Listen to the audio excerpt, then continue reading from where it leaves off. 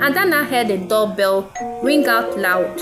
She rushed quickly to the door without asking who it was because she thought it was Emeka on the door.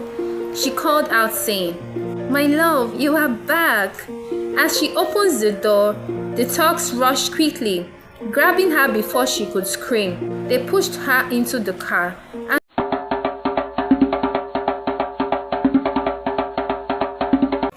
Once upon a time, in the bustling streets of Lagos, Nigeria, there lived a young girl named Adana. Adana was a kind and gentle soul, known throughout the city for her beauty and wisdom. Her best friend was a young man named Emeka, with whom she shared everything: their dreams, their secrets, and their laughter.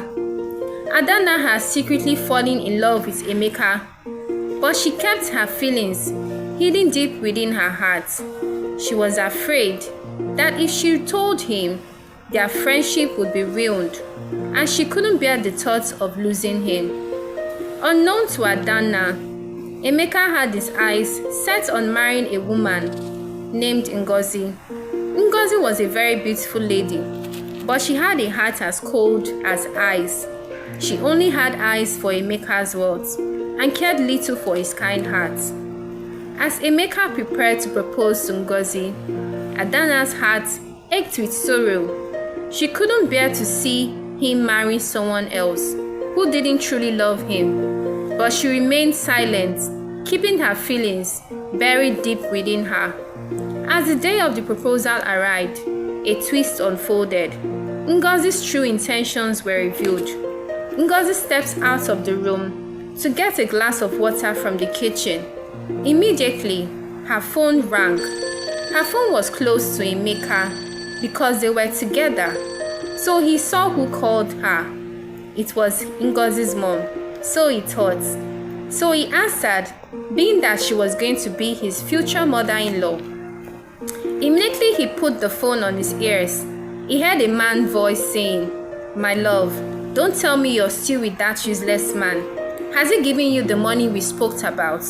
Try as much as possible to get lots of money from him."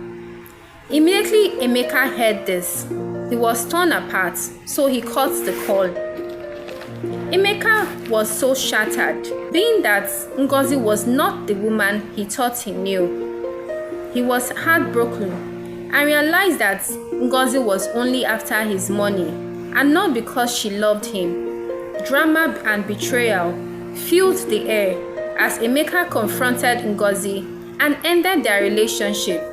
Meanwhile, Adana watched from afar, her heart pounding with a mix of hope and fear. In the midst of the chaos, Emeka turned to Adana, his eyes full of emotions. "Adana," he said softly, "I have always cherished our friendship, but now I realize that what I have been searching for was right in front of me all along." And with those words, the air was filled with suspense as Adana's heart leaped with joy and anticipation. As she looked into Emeka's eyes, searching for the truth in his words, she felt a glimmer of hope blooming within her chest, but she was still afraid to believe that her deepest desire could come true. Emeka reached out and took Adana's hand in his touch sending a jolt of warmth through her. "Adana," he continued, his voice filled with sincerity, "I have come to realize that the love I have been searching for is right here beside me, in form of a dear friend who has always been there for me." Tears welled up in Adana's eyes as she listened to Emeka's heartfelt words. She had longed for this moment, but she never dared to hope that it would actually come to pass. Just as Adana was about to speak, a sudden commotion erupted in Emeka's compound. It was Ngozi, consumed by rage and jealousy at being rejected by Emeka. In her fury, she revealed a shocking secret that sent shockwaves to Adana. "Ngozi, you cannot destroy what I have with Adana," Emeka declared, his voice strong and unwavering. My heart belongs to Adana, and nothing you say or do can change that. Ngozi's eyes blazed with anger as she turned to Adana, her voice dripping with malice. You may have won his heart for now, but remember this, Adana. True love is never guaranteed. A betrayal lurks in the shadows. As the sun began to set over the horizon, the future remained uncertain. As the evening descended upon the city, Adana and Emeka stood hand in hand, facing the challenges that lay ahead within a newfound strength, born from their love for each other.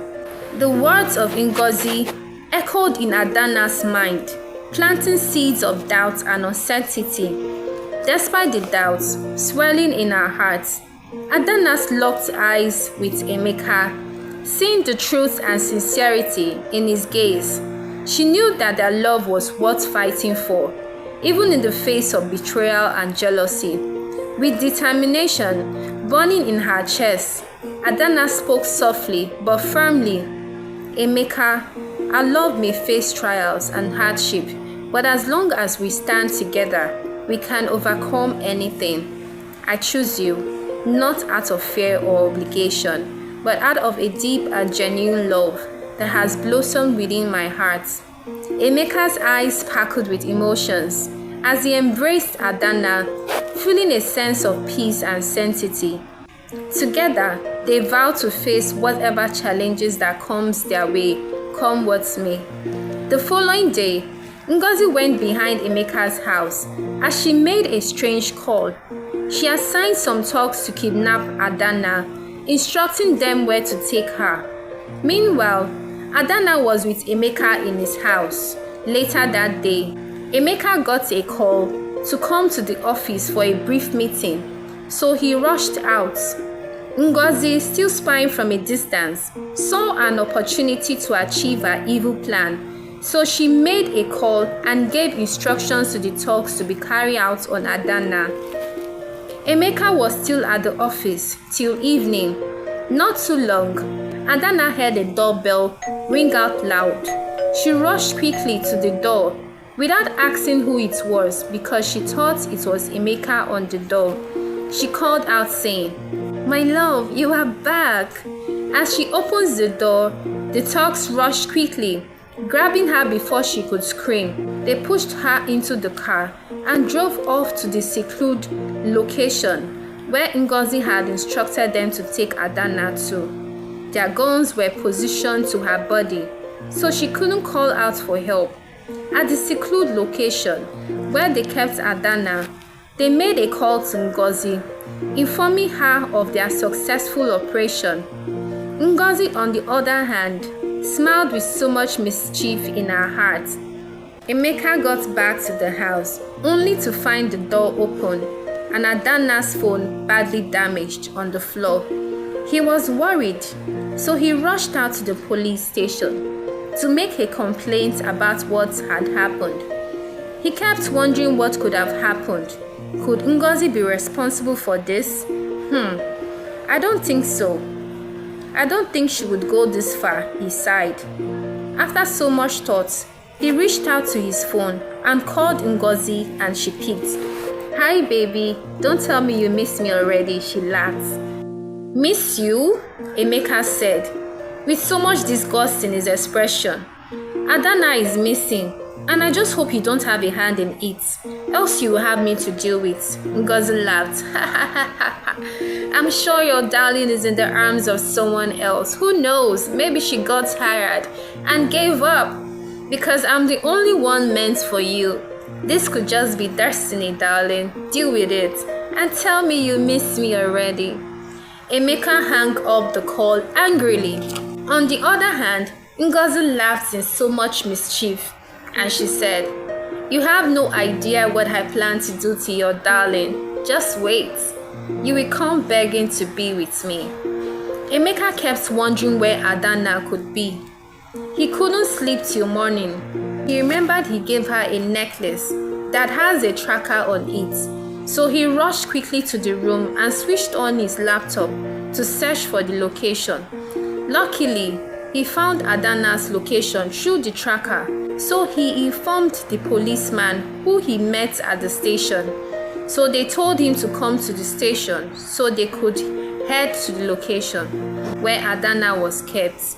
On getting there, they apprehended the thugs and they found Adana with them. So they threatened one of the thugs to tell them who sent them, and the thug said, "Madam Ngozi sent us." Emeka was so angry and disappointed at the same time. So the policeman told the thugs to call their boss to the location and also warned them not to inform her of what had happened. So they called her and she came. When Ngozi got to the scene, she was shocked and surprised to see Emeka and the policemen there. So she began to plead for mercy, telling Emeka that it is the devil's handwork. Emeka told her that when she gets to the prison, she should look for the devil and ask him to forgive her. But as for him, he will never forgive her. So the policemen took the thugs and Ngozi on handcuffs away to the station. Adana quickly embraced Emeka. Emeka was very happy to see Adana in one piece. So they went home. Days passed. Adana and Emeka finally got married without any obstacles on their way. The moral of the story is that most times people don't value what they have until they lose it. And also, being faithful in a relationship most times is everything. If you enjoyed this story, kindly give it a thumbs up. And until then, I'll see you all in my next video.